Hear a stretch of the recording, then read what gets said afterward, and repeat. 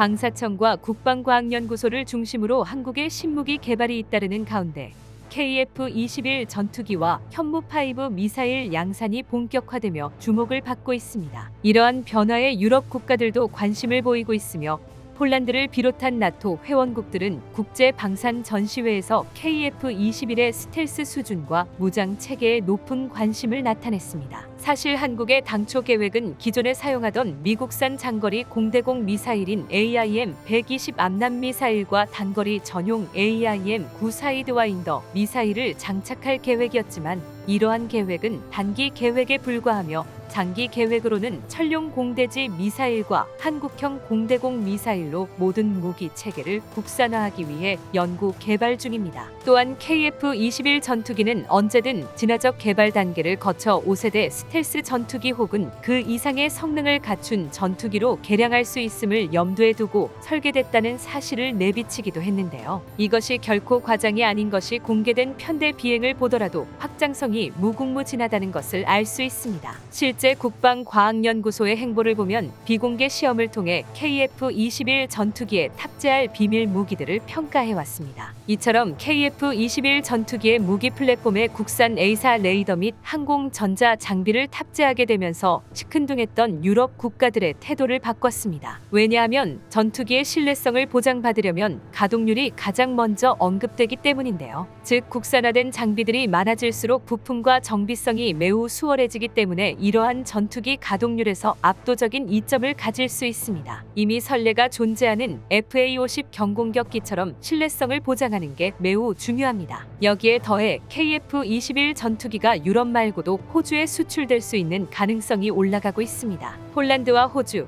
핀란드와 노르웨이 등 방금까지 언급한 국가들의 공통점이라면 국제 정세 속에서 안보 위험도가 높아지고 있는 상황이라 국방비 예산을 계속 늘리고 있다는 점인데요. 이들 국가들은 노후화된 전투기의 퇴역과 동시에 새로운 차세대 전투기를 도입해야 하는데 도입하기로 한 미국산 F-35 전투기가 연달아 성능 논란에 휩싸이면서 이대로 F-35 전투기를 도입해도 되는지에 대해 깊게 고민하기 시작했습니다. 즉 이런 상황에서 한국이 엄청난 가성비와 막강한 화력을 갖춘 KF-21 전투기 도입을 제안한다면 KF-21 전투기로 우회하는 계획을 진지하게 검토할 수밖에 없다는 것인데요. KF-21 전투기 양산을 시작한 한국은 단숨에 미국산 전투기를 대체할 유일한 대한 국가 중 하나가 되었습니다. 또한 일각에서는 한국에서 인리 정부를 견제하기 위해서라도 호주에게 KF-21 전투기를 제안해야 한다는 분들이 많습니다. 모두가 알다시피 호주와 인리는 꾸준히 갈등을 빚고 있는 상황입니다. 쉽게 설명하자면 인도네시아와 호주는 한국과 일본만큼 사이가 안 좋습니다. 만약 한국산 KF-21 전투기가 호주에 수출된다면 인도네시아는 매우 곤란한 상황에 직면하게 됩니다. 또한 굳이 인리 정부를 견제하지 않더라도 대규모 해외 수출을 성공하지 못한다면 KF-21 전투기의 양산 단가가 높아질 가능성도 해결해야 하는 숙제로 남아있는데요. 그런데 이러한 상황 속에서 전차 강국 독일이 KF-21 전투기를 도입할 수도 있다는 소식이 전해지고 있습니다. 현재 독일은 프랑스와 함께 6세대 전투기 개발 계획인 FCAS 프로젝트를 진행 중인데요. 하지만 최근 FCAS 프로젝트에 금이 가기 시작했는데 그 이유는 프랑스가 완장질을 시작했기 때문입니다. 라팔 전투기가 잘 팔리기 시작하면서 콧대가 높아진 프랑스는 항공 관련 역량이 부족한 독일을 떼어내고자 하는 움직임을 보이기 시작했습니다.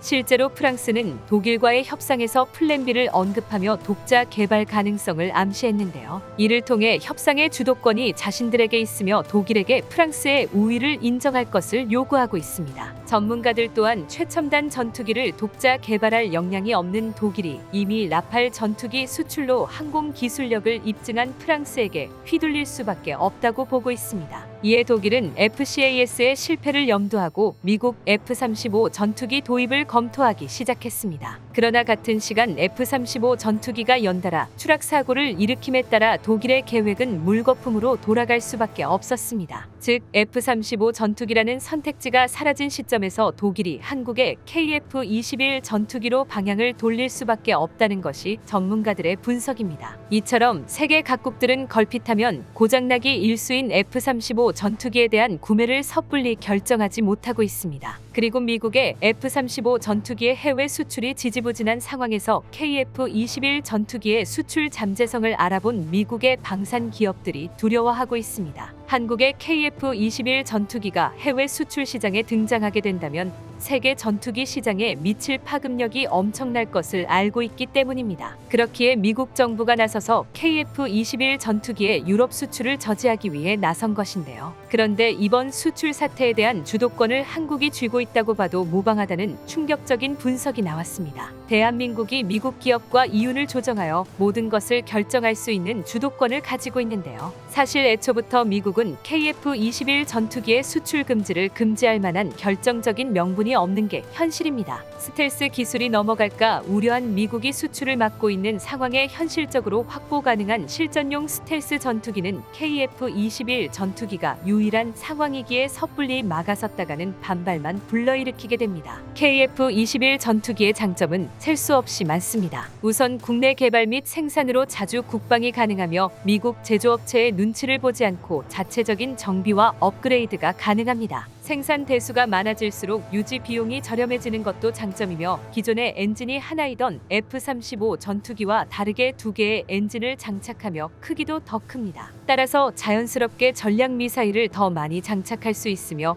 작전 반경도 매우 넓은 데다 최대 이륙 중량에서도 큰 차이를 보입니다. 게다가 현재 상황에서 수출 가능한 스텔스 전투기를 개발 완료한 국가는 한국밖에 없습니다. 그리고 가격과 유지 비용에서 유리한 위치에 있다는 전망도 나옵니다. 최근 미국 F-35 전투기의 가격이 많이 내려와 KF-21 전투기의 예상 가격과 200억 내외로 차이가 나고 있지만 유지 비용은 F-35 전투기가 KF-21 전투기의 2배가량 될 것으로 예상하고 있습니다. 게다가 F-35 전투기의 성능 개량 요구 비용으로 3천억 원을 청구한 사례를 보듯 유지 비용이 KF-21 전투기와 비교가 안 될 정도로 높아질 수 있습니다. 무엇보다도 실제로 한국은 스텔스 무인 전투기와 연동한 복합 운영체계 MUMT를 추진하고 있습니다. 인공지능 기반 딥러닝 기술을 활용해 무인기가 정찰 임무 시 전장 상황 변화 등을 감지하면 실시간으로 임무를 수정해 조종사의 판단력을 높여 정확한 임무를 수행하고 안정성을 확보합니다. 인공지능 무인기를 운용하게 되면 유지 비용을 더 많이 절감할 수 있게 됩니다. 현재 미국은 대한민국 해군의 항공모함 개발을 적극적으로 찬성하고 있으며 전자식 사출기인 캐터펄트 기술을 한국이 독자적으로 연구 중인 게 사실로 확인되었습니다. 미국이 한국에게 전자식 사출기 개발 상황에 대한 긍정적인 답변을 해준 것은 물론 퀸 엘리자베스급 항공모함 건조를 맡았던 영국 밥콕사는 한국과 진행할 전자식 사출기 공동 개발 준비를 모두 마쳤습니다. 이처럼 F-35B 수직 이착륙기를 탑재하는 방식의 경항공모함 대신 KF-21 함재기 탑재량을 3배 이상 늘리고 한국 해군력에 알맞는 중대형 항공모함 전단을 구성하는 게 제일 적합하다는 조사 결과가 있습니다. 현재 한국은 KF-21 전투기 함재기 개발과 중대형 항공모함 개발을 진행하고 있습니다. 무엇보다 7만 톤급 중대형 항공모함을 운용해야 하는 가장 중요한 이유로는 중국의 반응을 꼽을 수 있습니다. 고작 F-35B 수직 이착륙기 20대가 탑재되는 경항공모함과 KF-21 함재기 60대가 탑재되는 7만 톤급 중대형 항공모함. 어느 쪽을 두려워할지 생각해본다면 7만 톤급 한국형 중대형 항공모함의 운용이 가장 적합하다는 것을 알 수 있습니다. 즉 한국은 독자적인 자주국방을 구축하려면 7만 톤급의 중대형 항공모함과 KF-21 함재기를 도입해야 합니다. 한국의 국방 예산은 더욱더 늘어나며 중국을 압도적으로 추월할 예정입니다. 현재 중대형 항공모함 개발 사업과 핵잠수함 개발 사업을 진행하고 있습니다. 대한민국 국방중기 계획에 의거해 항공모함 도입이 최종 확정되었을 땐 경항공모함을 선택했었지만 막상 발표 당시 합동참모본부는 합참회의에서 7만 톤급 중대형 크기의 핵추진 항공모함이 경항공모함보다 더욱 넓은 지역의 해상에서 효과적으로 많은 수량의 전투기를 발진시키고 적국에 대응할 수 있다며 위협적으로 다가오는 북한과 중국 등 잠재적인 안보 위협에 대응하는 미래 전력으로 중대형 크기의 핵추진 항공모함의 필요성을 강조했으며 경항공모함 대신 대형 핵추진 항공모함을 한국에서 가서 직접 건조해야 한다는 필요성을 다시 한번 인지시켰습니다. 이처럼 현재 우리 대한민국은 차세대 최첨단 기술을 동원해 강력한 저력으로 어마어마한 군사력을 보유하게 되었다는 사실은 모두가 인정할 수밖에 없으며,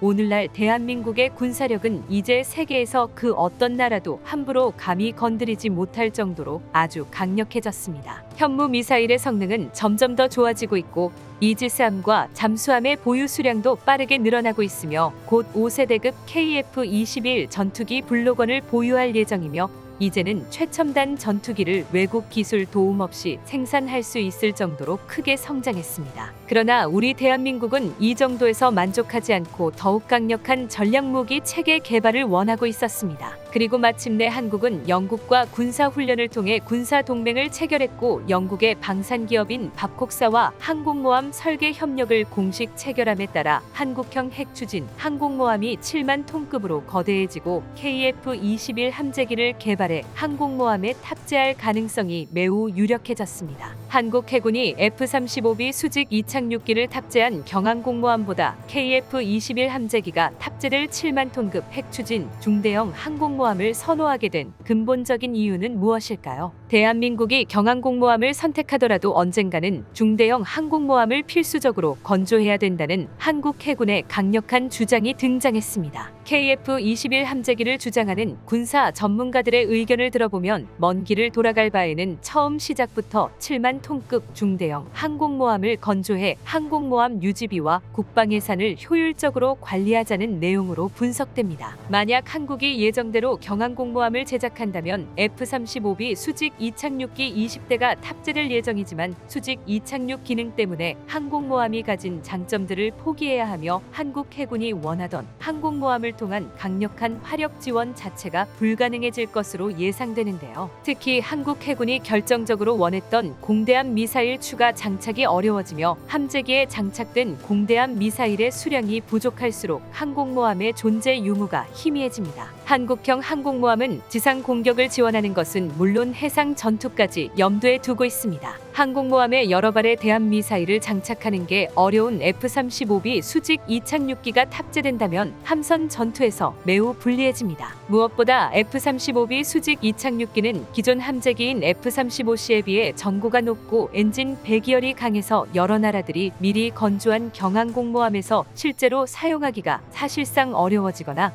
낮은 작전 효율성을 감수하고 운용해야 하는 상황이 발생하고 있습니다. 가장 치명적인 단점은 KF-21 함재기에 비해 미사일 무장량이 턱없이 부족하다는 점입니다. 사실상 F-35B 수직 이착륙기 2대가 KF-21 함재기 1대 화력과 맞먹는다고 볼 수 있습니다. 일각에서는 이러한 F-35B 수직 이착륙기를 대체하기 위해 KF-21 수직 이착륙기를 만들자는 의견이 있었지만, 앞서 말했듯 수직 이착륙기 특성상 열악한 무장량과 엔진의 엄청난 열로 인한 부품 고장, 수직 이착륙기를 개발하는데 고난이도의 기술력이 필요하고 막대한 유지 보수 비용이 발생합니다. 하지만 널널한 갑판을 가진 중대형 항공모함에서는 수직 이착륙기가 굳이 필요하지 않습니다. 비교적 기술력 난도가 낮은 함재기도 활주로가 길어지면 문제없이 이착륙할 수 있으니, 한국형 KF-21 함재기를 운용하려면 항공모함의 갑판 크기를 최대한 키워 활주로를 길게 만드는 것이 가장 명확한 정답입니다. 단기적으로 본다면 경항공모함은 건조 비용이 저렴하다는 장점이 있지만, 작은 갑판의 크기로 인해 미국산 F-35B 수직 이착륙기만 운용할 수 있는데요. 미국산 F-35B 수직 이착륙 전투기는 KF-21 함재기에 비해 관리 비용과 유지 비용이 4배 이상 비싸다는 분석 결과가 발표된 적이 있습니다. 무엇보다 미국산 수직 이착륙기를 구매하면 단기적으로는 이득이지만 장기적으론 한국의 항공모함 기술 발전에 전혀 도움되지 않습니다. F-35B 수직 이착륙 전투기와 경항공모함을 도입한다면 한국의 KF-21 함재기 개발 원동력은 힘을 잃어버릴 것이며 시장 경쟁력 또한 갖추지 못하게 됩니다. 한국형 KF-21 함재기 개발 비용이 많이 든다는 이유로 F-35B 수직 이착륙 전투기를 도입하는 도입하게 된다면 오히려 한국은 미국의 무기 종속국으로 살아가게 될 것입니다. 즉 대한민국이 무기 종속국을 벗어나고 미국이나 러시아처럼 함재기를 보유하려면 7만 톤급의 중대형 항공모함 건조와 KF-21 함재기 제작은 반드시 진행되어야만 합니다. 수직 이착륙기보다 함재기 개발이 훨씬 쉽다는 점도 KF-21 함재기 제작에 힘을 실어주고 있는데요. 이러한 상황 속에서 다행히도 한국의 차기 항공모함 사업이 7만 톤급 중대형 항공모함으로 가닥이 잡히고 있습니다. 해군이 미래를 내다보고 경항공모함의 도입을 전면 재검토했기 때문인데요.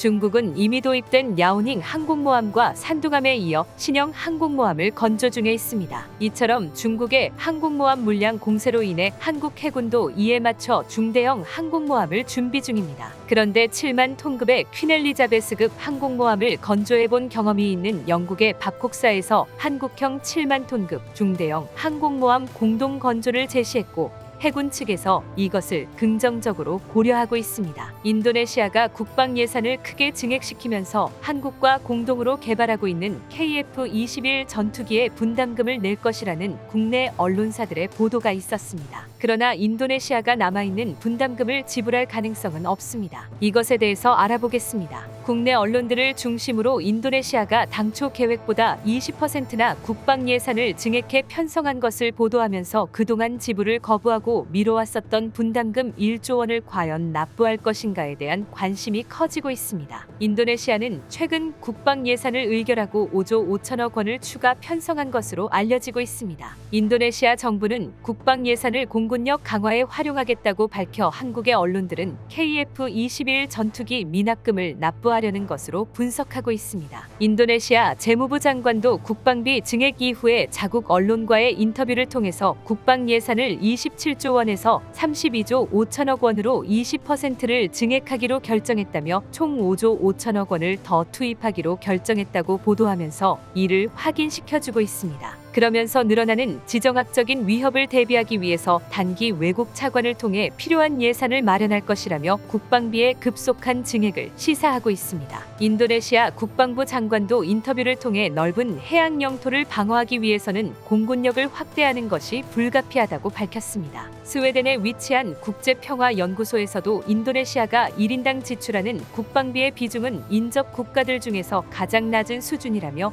중국의 해상 위협에 대응하기 위해서는 수년 동안 급격한 군사비 증액은 피할 수 없을 것이라고 분석하고 있습니다. 그러나 이미 의회에서 결정됐던 국방 예산을 20% 이상 증액하는 것은 이례적인 사건으로 받아들여지고 있어 국내 언론들은 KF-21 전투기 분담금을 완납하거나 일부 납부하려는 것으로 해석하고 있습니다. 그러나 인도네시아가 갑작스럽게 증액한 국방비는 KF-21 전투기 분담금을 납부하기 위해서라기보다는 프랑스와 맺은 라팔 전투기 구매 계약과 미국과 맺은 F-15EX 전투기 구매에 필요한 예산으로 쓰일 예정입니다. 여기에 튀르키예에서 도입하는 무인기와 미라지 중고 전투기 도입에도 사용할 것으로 예상되고 있어 KF-21 전투기 사업에는 사업비를 배정하지 않을 가능성이 높다는 분석입니다. 인도네시아는 주력 사업으로 진행한 한국과의 무기 협력 사업을 모두 폐기했으며 신규 무기 도입 사업에 사업비를 적극적으로 투자하고 있어 이러한 가능성에 힘이 실리고 있습니다. 인도네시아가 추진하는 굵직한 전력 증강 사업의 전체적인 사업 예산을 살펴보면 라팔 전투기 42대를 도입하는데 10조 5천억 원을 배정했으며 F-15EX 전투기 25기의 도입 금액은 정확하게 알려지지 않았지만 10조 원 이상을 투입할 것으로 예상되고 있습니다. 여기에 카타르에서 운영했던 미라지 중고 전투기 도입에 1조 원을 튀르키예에서 도입하는 무인기 사업에 4천억 원을 배정했습니다. 또한 추진하고 있는 전력 증강 사업은 전투기 도입뿐만 아니라 잠수함 도입 사업도 아직 확정되지 않아 수십조 원의 추가 예산이 필요합니다. 인도네시아는 중국 해군 견제를 위해서 필요한 잠수함을 대한민국을 통해 3척을 도입하기도 했지만 이보다 큰 대형 잠수함 도입을 원하고 있으며 이 때문에 프랑스가 개발한 바라쿠다급 원자로 잠수함 2척 도입을 적극 추진 중에 있습니다. 이 때문에 인도네시아 재무부가 사업을 뒷받침하기 위해서 20% 이상의 예산 증액을 진행한 것으로 보이며 잠수함 도입 사업이 임박했기 때문으로 보입니다. 그렇기에 KF-21 전투기 공동 개발 프로젝트에 미납된 분담금을 납부할 이유가 없다는 분석이 나오고 있습니다. 인도네시아가 이렇게 나오는 이유는 한국국방연구원이 원인을 제공했기 때문인데요. KF-21 전투기의 초도 생산분을 절반으로 줄여야 한다는 논란이 제대로 해결되지 않으면서 KF-21 전투기는 실전 배치가 불가능한 성능 미달 전투기라는 것을 스스로 인정했기 때문입니다. 한국국방연구원이 제출한 보고서로 인해서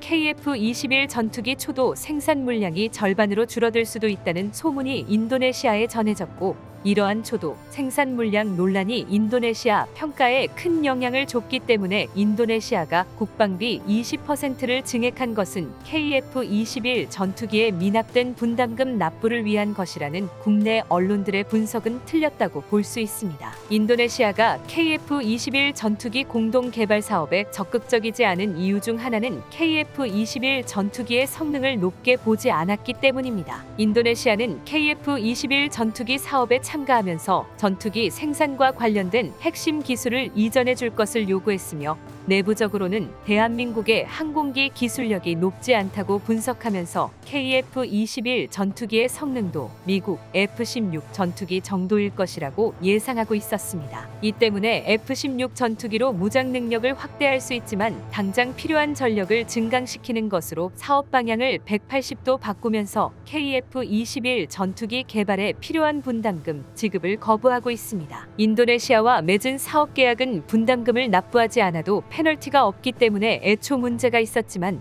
KF-21 전투기 사업에 관심이 없었던 국가들로 인해서 인도네시아라도 끌어들이기 위해 어쩔 수 없이 느슨한 계약서를 작성할 수밖에 없었던 상황입니다. 기술 이전을 거부당한 인도네시아는 분담금을 약점으로 잡고 4년 이상 납부하지 않고 압박하고 있습니다. KF-21 전투기가 시험 비행을 성공하고 폴란드와 아랍에미리트까지 인도네시아를 대체해 사업 참가를 적극적으로 검토하면서 지금까지의 유지하고 있던 공동개발국 지위가 흔들릴 조짐을 보이기도 했지만, 국방과학연구원이 초도 생산 물량을 절반으로 줄여야 한다는 입장을 고수하면서 인도네시아가 미납된 분담금을 지불하지 않아도 되는 이유를 만들어주고 있습니다. 한국 정부는 KF-21 전투기 사업을 안정시키고 전투기 시장에 빠르게 진입하기 위해 공대공 능력만을 갖춘 블록원 40대를 초도 생산해야 한다고 강조했습니다. 그러나 초도 생산 물량을 절반으로 줄이는 게 맞다는 국방과학연구원의 고집으로 인해 인도네시아로서는 굳이 미납한 분담금을 납부할 이유가 전혀 없는 상황입니다. 이 때문에 프랑스 라팔 전투기와 F-15EX 전투기 도입,